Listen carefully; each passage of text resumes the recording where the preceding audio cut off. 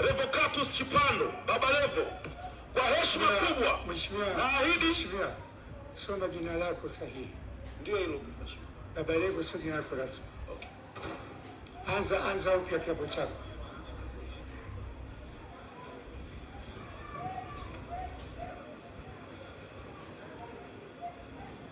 Clayton Revocatus Chipando, naapa kwamba nitakuwa mwaminifu kwa Jamhuri ya Muungano wa Tanzania na kuitumikia kwa moyo wangu wote, na kwamba nitahifadhi, nitalinda na kutetea Katiba ya Jamhuri ya Muungano wa Tanzania kwa mujibu wa sheria iliyowekwa. Ee Mwenyezi Mungu nisaidie.